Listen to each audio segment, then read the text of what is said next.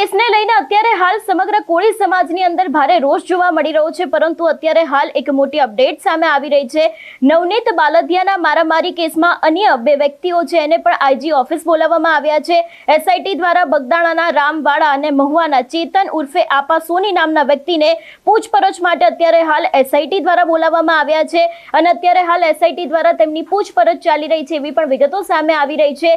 અને એમાં પણ ખાસ કરીને જે રામવાડા છે એ જયરાજ આહિર સાથે સંબંધ ધરાવે છે એવી પણ સૂત્રો પાસેથી વિગતો સામે આવી રહી છે। અને જે રીતે આપણે જોયું હતું કે બંને પીઆઈ એટલે કે પીઆઈ ડાંગર અને કેએસ પટેલ છે એ લોકોને પણ ક્યાંક ને ક્યાંક સમન્સ મોકલવામાં આવ્યું હતું। એ બાદ 11મા આરોપીની ધરપકડ કરવામાં આવી હતી।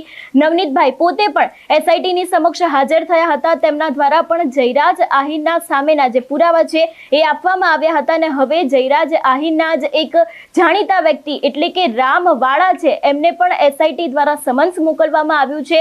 તેની સાથે બીજા પણ એક મહુવાના વ્યક્તિ છે એમને પણ સમન્સ આપવામાં આવ્યું છે અને અત્યારે હાલ એ લોકોની પૂછપરછ ચાલી રહી છે અને આ જ પૂછપરછની અંદર ક્યાંક આ સમગ્ર ઘટનાને લઈને સીસીટીવી ફૂટેજને લઈને પણ ક્યાંક સવાલો પૂછવામાં આવી શકે છે એવી શક્યતાઓ લાગી રહી છે। સૌથી પહેલા તો એ જ્યારે એસઆઈટીની સમક્ષ હાજર થયા હતા એ દ્રશ્યો પર નજર કરીએ। અત્યારે છે તે એસઆઈટી દ્વારા તેને સમન્સ પાઠવવામાં આવ્યું હતું અને બંને લોકો મારવાનો જે મામલો હતો તેને લઈને જો વાત આ બન્યા છે સાથે છે અત્યારે દ્રશ્યો જોઈ રહ્યા છો રામભાઈ વાળા નામના જે વ્યક્તિ છે તેમને સમન્સ પાઠવવામાં આવ્યો છે અને તે બંને લોકો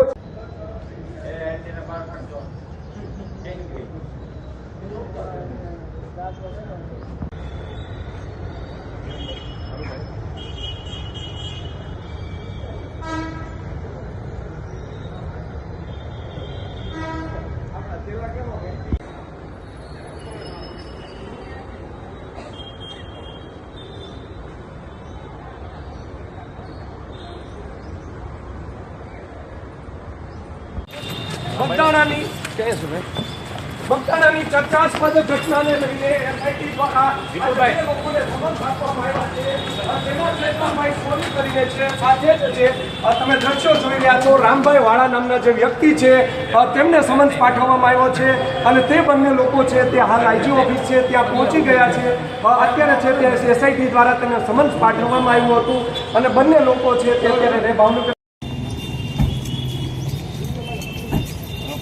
બગદાણાની ચર્ચાસ્પદ